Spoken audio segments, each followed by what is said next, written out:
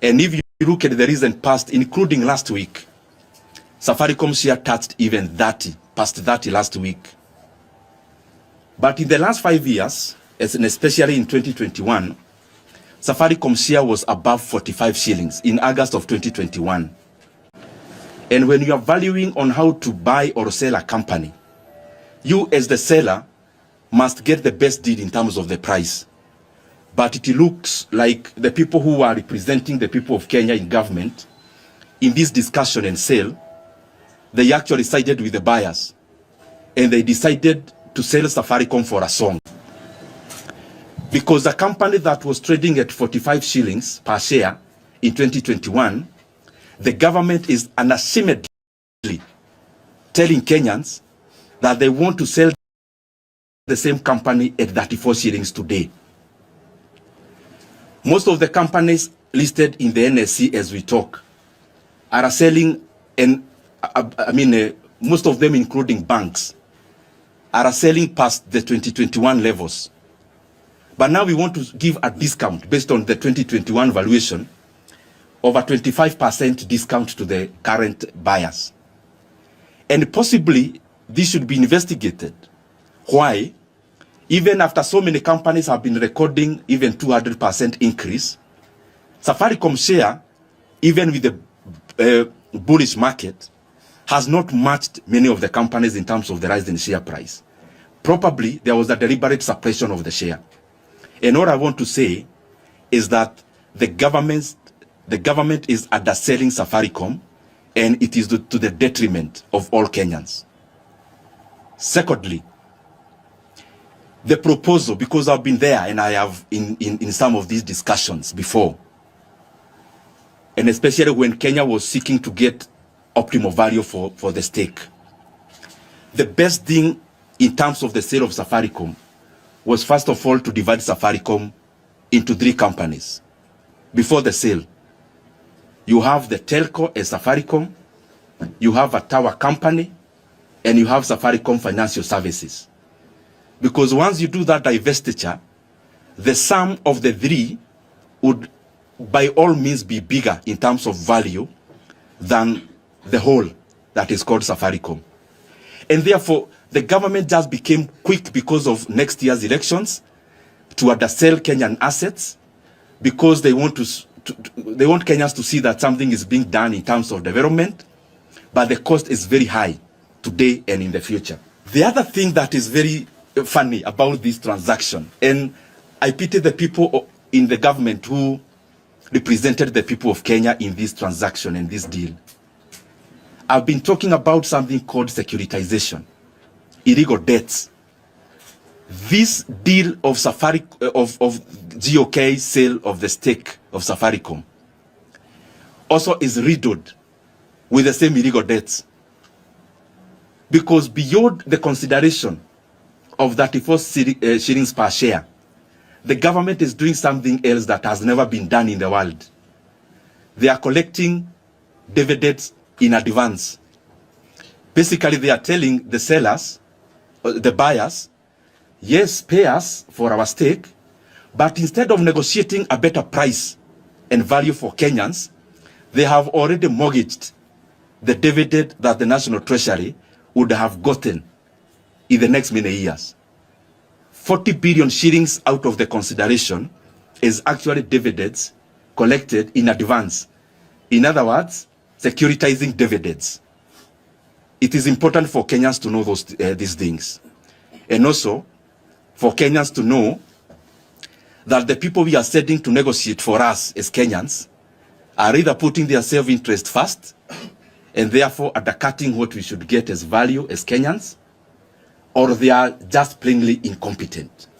On the same kind of sales and divestitures that have been happening, it is important for us as Kenyans to understand the difference, and the people in the National Treasury and government to understand that there is a difference between privatizing a public organization or company and outright sale.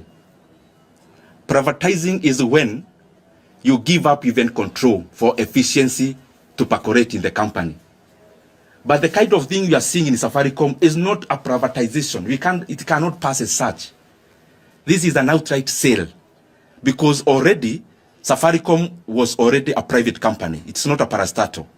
And therefore it is just purely for revenue raising that it is happening. The problem is, even as revenue raising, Kenyans are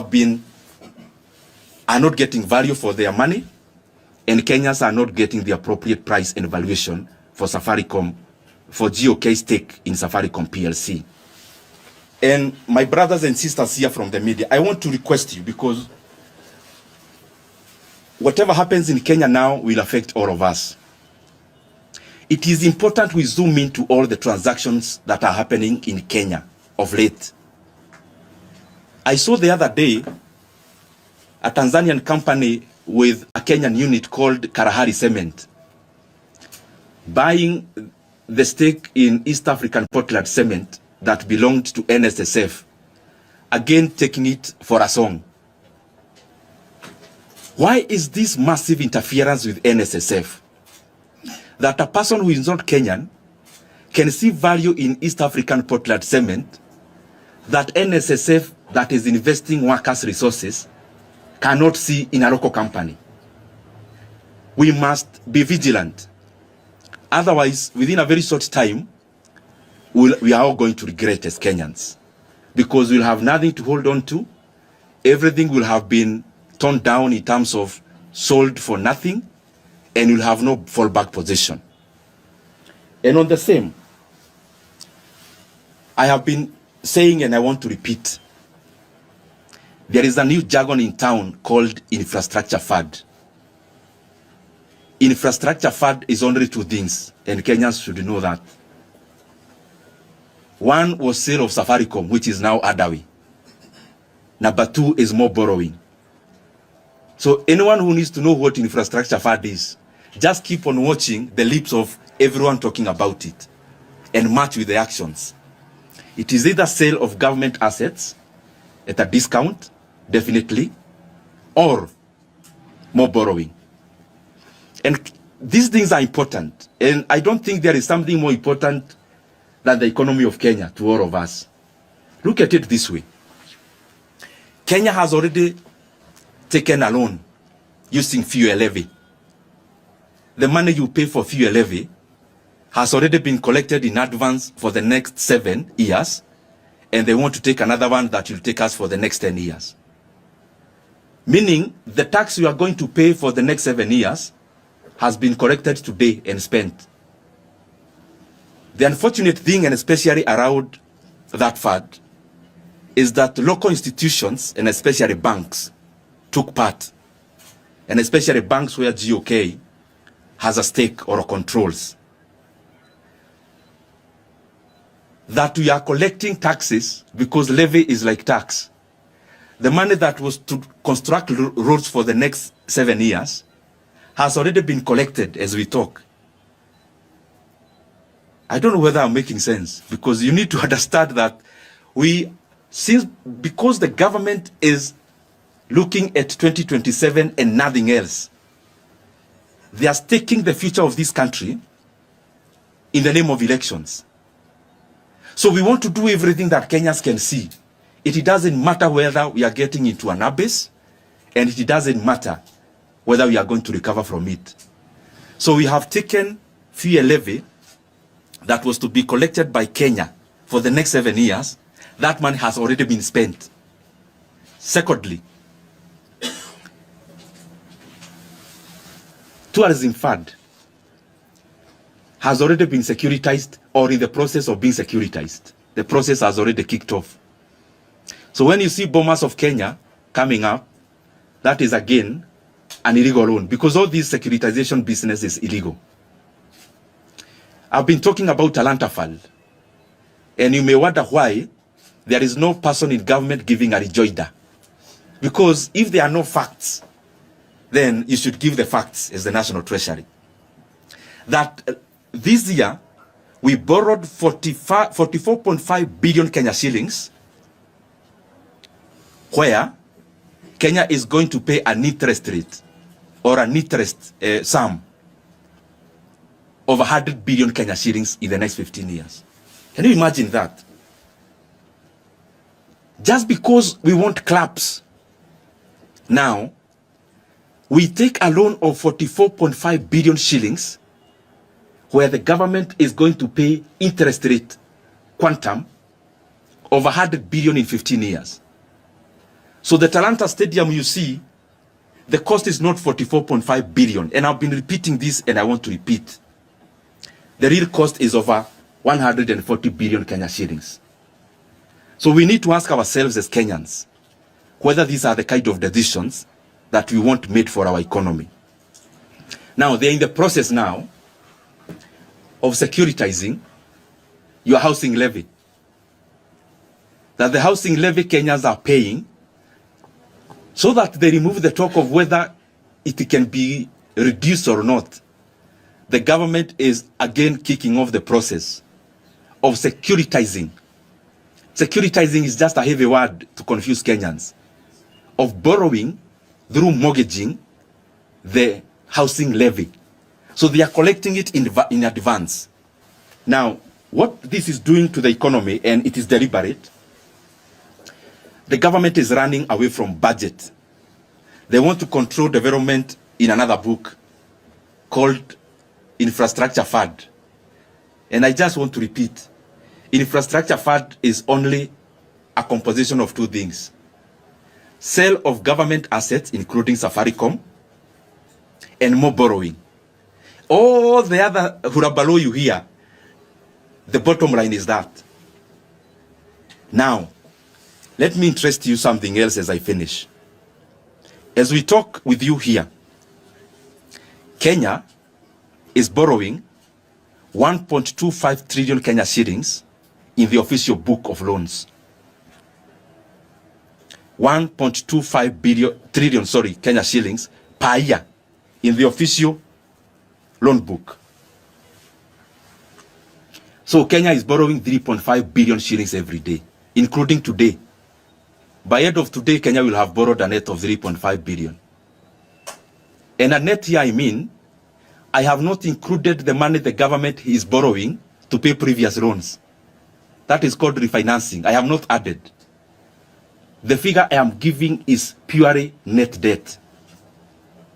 To put it into context, President Kibaki in his 10 years borrowed a net of 1.2 trillion Kenya shillings in 10 years. So we are borrowing in 1 year what Kibaki borrowed in 10 years. It is important for Kenyans to keep on knowing these things. Because this kind of recklessness cannot go for too long. And we have very recent case scenarios. We have Senegal, which is now in red. 2 guys elected very popularly last year, Diomaye Faye and Osman Sonko, themselves hata hawasikizani wenyewe. Because by the time they took over, there were illegal debts like securitization amounting to 13 billion US dollars. Illegal ones taken off the book. Like Talanta Fund, like securitization, like securitization of dividends, like the government is doing in the sale of Safaricom, and the rest. We can learn from Zambia. We can learn from Sri Lanka that it is a slippery path we are taking our country into. We can learn from Ghana. Ghana was unable to service debts. So what did they do? They called all the government creditors and they told them, if you have lent the government $1 million shillings, either through buying a board or a T-bill, the government called them and told them, we no longer owe you 1 million. We owe you 70% of that. End of story. Can you imagine? So the route we are taking will definitely lead us there. And I'm calling upon the government. Let us not stake Kenyans' future on the general election in a year to come or so. There will be Kenya after 2027. And Kenyans, ask yourself, why is the government, if you collect dividends for the next 5 years, so in the mind of government, there will be no Kenya in the next 5 years or what? When you take fuel levy to be collected in Kenya for the next 7 years to build roads, are you telling us there will be no roads in Kenya to be built? I have indicated that Kenya is borrowing 1.25 trillion shillings every year. But even the development that we are seeing, including the expansion of Nairobi-Nakuru Highway, we now have had to force NSSF to invest workers' resources in that road, while the government knows for sure it will never break even. Now that we are selling a stake in Safaricom, why can't the government provide that road for free to all the people in the western side of this country? Must we package it as a commercial project? Now that we have another source of the sale of Safaricom stake, why can't the government invest some of this money into a road, and especially Nairobi Mau Summit Road? Why? That a Kenyan in the western part of this country, from Nakuru all the way, who pays pay, who pays VAT, who pays fuel levy, again is made by government to build their own road. Because paying toll is basically government abdicating its job to provide public goods and telling Kenyans, tumewaletea hawa watu mujisote mujenge nao barabara. That's basically what the government has done in that road. And we are going to keep on talking about this issue, that the people from Nakuru all the way deserve, like any other Kenyan, to use that road for free without tolling. Because we are borrowing every day. We are borrowing both in the book and off the book. We are now selling government stakes. Then why again make Kenyans to pay for the road? I have also heard the drums of every day. They are beaten about the expansion of the road from Pagani, Muthaiga, Kiambu, Duberi. And it has now come up again. I want to request you, my brothers and sisters, go to your own files in terms of the media files, previous ones. And you'll see that you covered the issue of the expansion of that road in 2021 and 2022. If you go to the files, even Google now, you realize that the expansion of Pagani, Muthaiga, Kiambu, Duberi Road was conceptualized and completed in 2022.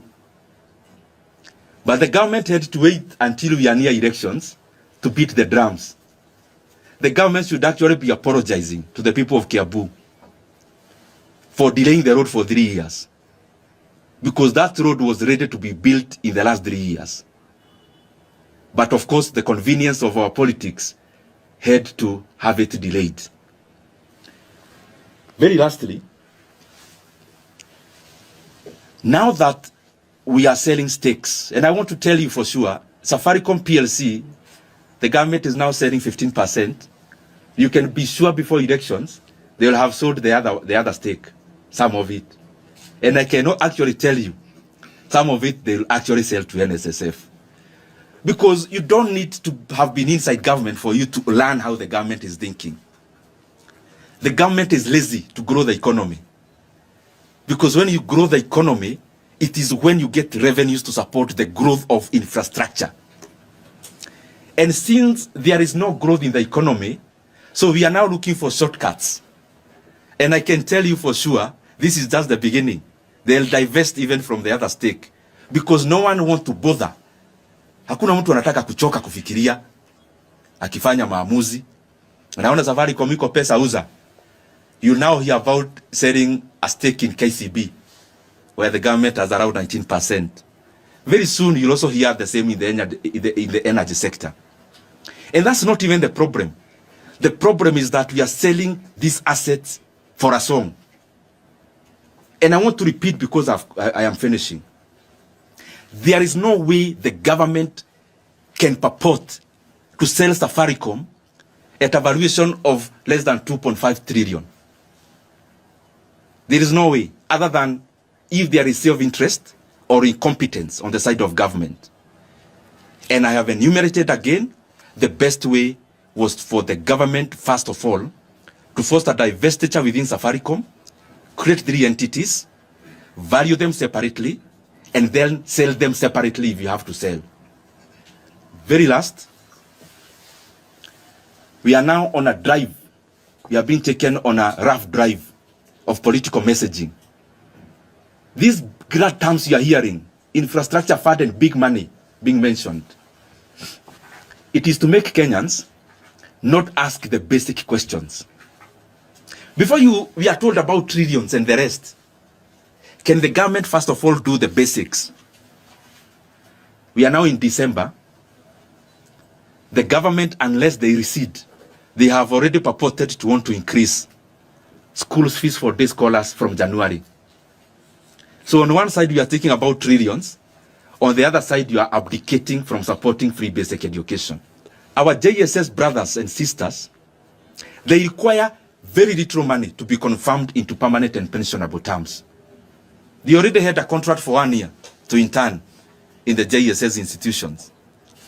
But instead of addressing such a small issue, now we are doing political messaging by mentioning billions in infrastructure fund so that Kenyans don't ask us real questions about real issues. It's like when you can go to your home today, Stephen Leto, and you call a baraza of your home, or Mwaneki, or Business Daily.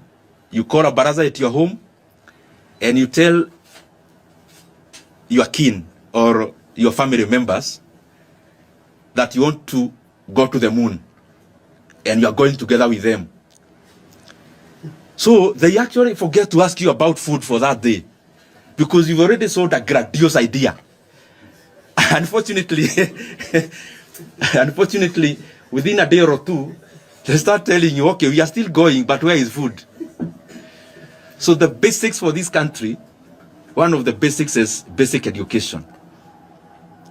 Before we talk about all those other things, the government must give assurance through writing that day scholars in Kenya from January will get an opportunity to go to school without the handicap of finances, as it has been before. As I close, let me take you the last sentence on something else, because this grandiose communication of politics can make Kenyans get lost. Now, we are building highways to toll without any alternative. It has never happened in Kenya since independence. Because even where there is a toll road, there are alternatives. It is the first time in Kenya we are doing an experiment to have Kenyans pay for using a road and deny them an opportunity for an alternative. That's one. It is also the first time in Kenya we are doing off-the-book borrowing through Talanta Board and the rest. It is also the first time we are securitizing revenues to be collected by the country for the next many years. But we are sold a grandiose idea. This is the fact. Kenya has always built stadiums. We have Nyayo Stadium, we have Kasarani. We never took an illegal board, but Kenya built when the economy was quite small. Kenya has always had tarmac roads. Even where we are building the toll road from Nairobi to Nakuru, there is a road. Not that there is no road, there is. And it was built by Kenyans through taxes. And the government never had to take an illegal loan called securitization. You can live here in Nairobi, go to Isiolo, go to Marsabit, and go to Moyale border. There is a tarmac road there, smooth one, a highway. You don't pay to use. It was built by Kenyans, by the previous governments. You can live here, go to Hispania border all the way to Kuria in Migori. All the way it is tarmac. We never took an illegal loan. We never took a securitization. And when Kenya was a smaller economy, we still managed. You can live here and go all the way to Kitengela and go all the way to our border with Tanzania on the other side. Again, there is a tarmac road there. No grandiose communication from government. Government humbly built without making Kenyans to pay. You can leave here, go to Mombasa. There is already a tarmac road. So what I'm saying, you know, the way the government is defending itself.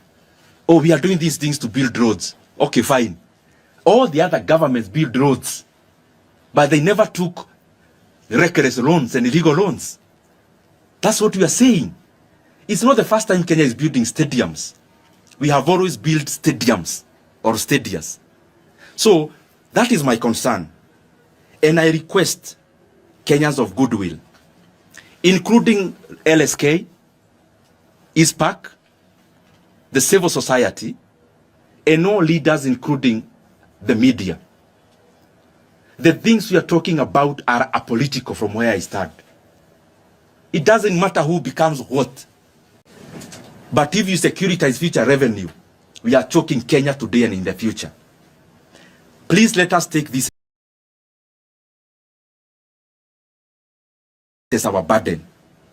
Because we may champion for the freedoms of Kenyans, the way we do, like LSK does. But in a collapsed economy, there'll be nothing to talk about. So I challenge all of us, let us please do our bit, because the consequences of these things and experiments will be very dire for our economy. Thank you very much. The biggest concern that we must have as Kenyans is the valuation at which the government is proposing to exit 15% stake in Safaricom. Because they want to sell per share at 34 shillings. And if you look at the recent past, including last week, Safaricom share touched even 30, past 30 last week.